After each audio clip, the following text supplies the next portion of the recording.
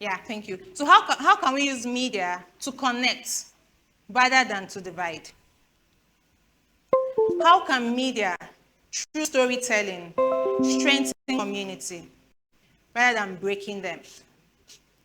So these are questions I will be answering in my course of explaining my slides to you. So my name is Mercy, and you've read my bio. So how many of you have seen this weapon before? This weapon is used mostly by our mothers whenever we do something wrong. So this weapon, which is supposed to be a cleaning tool, used to cleaning the house, is also a weapon used by our mothers. But in my own story, my mom used this weapon to explain to me the power of unity, the power of strength in being part of a community. And since she explained that to me, I've always been a person of community. I've always been a person of unity. So this broom, one day she called me, she said, Mercy, come here, and I went. She brought a stick, and she broke it. It was just so easy. You don't even need to apply strength or anything. Then she now brought all of them together, and she tried to bend it. It was very, very difficult to break.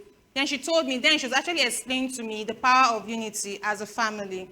Then she was like, when you speak about your family, when you do things and you're standing alone, you're giving people the ability to break you faster than when you are together with your family. So in all you do, make sure you are together with people like in a bond, together. So when they try to break you, it will be difficult because we all stand on the strength of others. So when she told me that, I did not forget that story.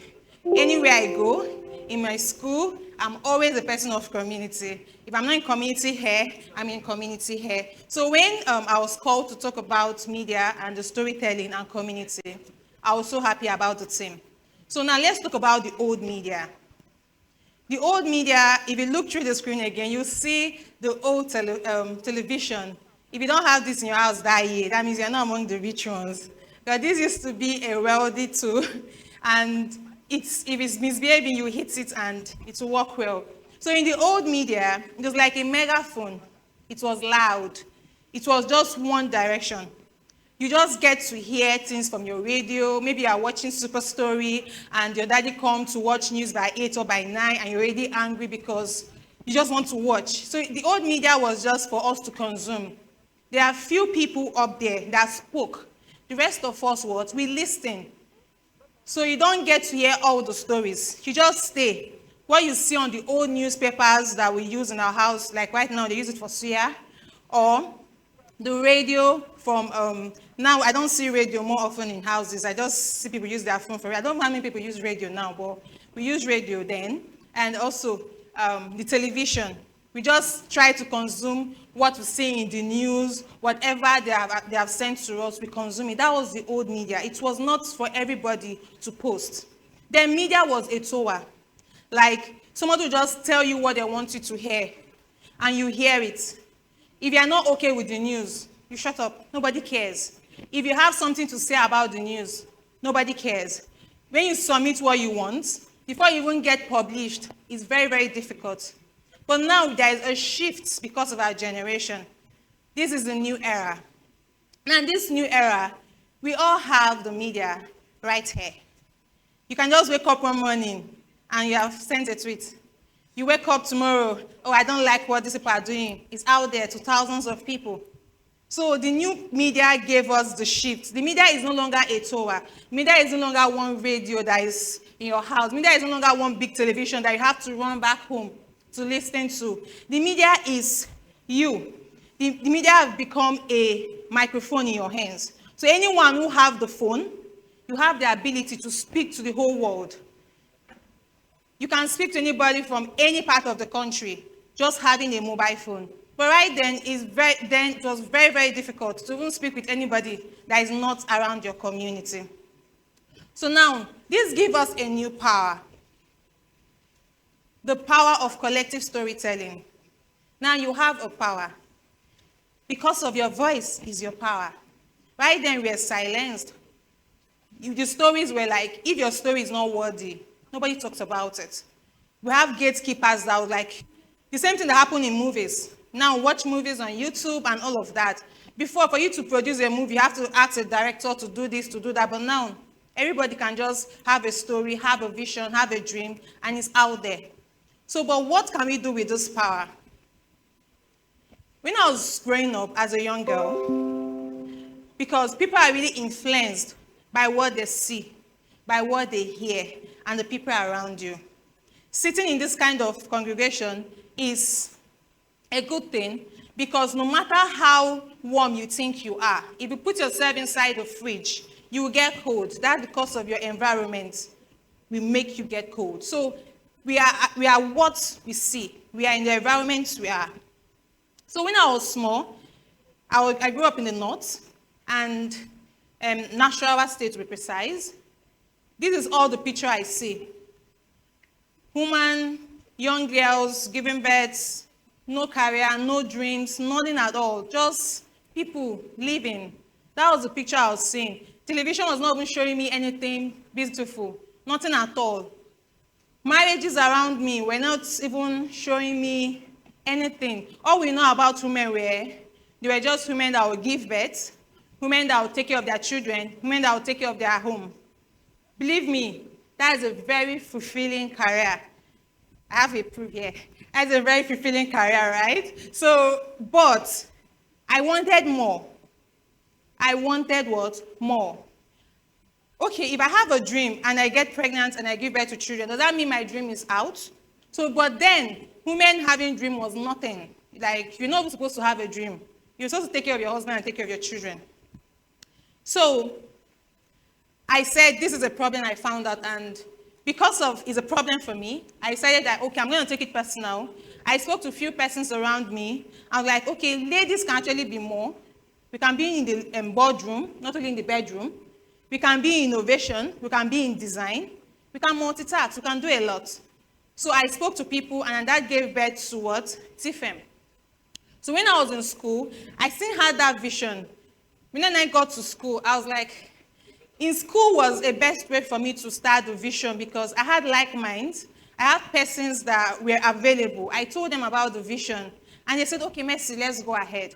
So with the use of media, I posted this thing online. I said, okay, I have a dream, and I believe that I'm pregnant. I have a dream, and I believe that ladies can be empowered. Ladies can think beyond what they are doing now. This is it, this is that. I posted it online. If you want to be part of this vision, please join me. And a lot of persons signified interest.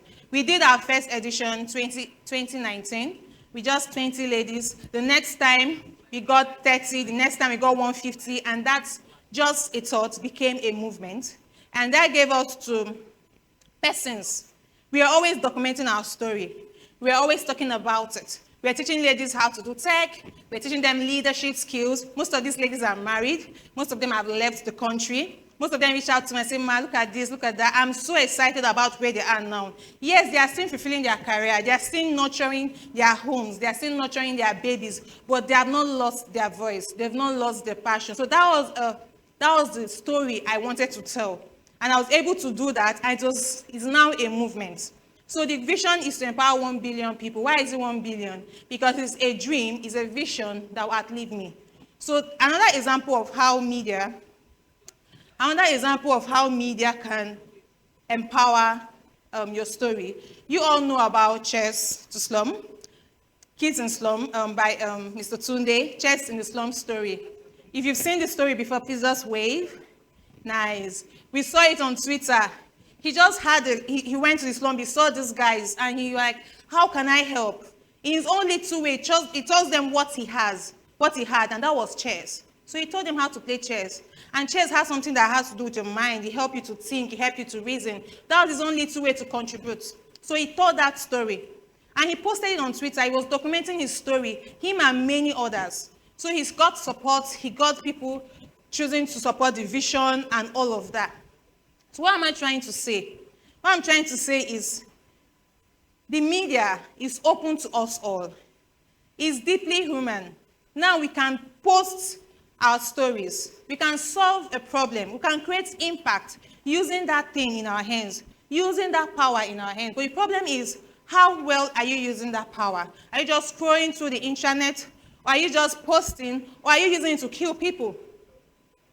So now, when you share something online, these are the few questions I want you to deeply ask yourself. And when I mean when you share things online, I mean also when you comment, when you share a post. These are the questions I want you to ask yourself deeply. What story am I amplifying?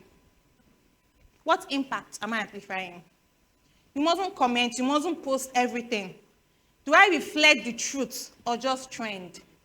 Okay, this is trending, and you jump on it, and you hop on the next trend, waiting for the next one. Or does it untie or divide my community? We all belong to a community.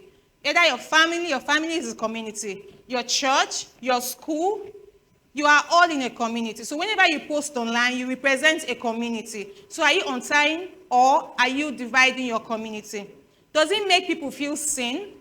Or does it silence people? Does your post make people don't want to ever post at all? Or does your post make people want to kill themselves? Does your post make people go into depression? Or does your post bring out the little candle in people to become something bigger? So these are the little questions you should ask yourself when next you use your social media, which is the power in your hands. So the power in your hands, whenever you hold your phone, always remember this is a power. Every phone is a newsroom. Every post is a publication. You don't need to be on old newspapers, no. You posting something, you are publishing a post, a publication. Every one of us here is a storyteller. So either you tell the story intentionally, or you just post, but you're already telling a story. I do say that in personal branding. If you refuse to build a brand, you're already building a brand, but you just don't want to care about that. So we are all storytellers here once we post and do things online. Our true power lies in the impact of our stories. So with these few words of mine, I want you to tell stories that matter. Stories that heal, not harm. The word is already toxic already. That's the thing with power. Power has the misuse. So I want the few persons that are listening to me here and the few persons that are listening to this video to tell stories that matters. Stories that heal, not harm. Stories that build, not break. Stories that empower and not exploit. When our voices unite with purpose, that's the power in the community. Together, we can then say we are transforming the world. Thank you so much.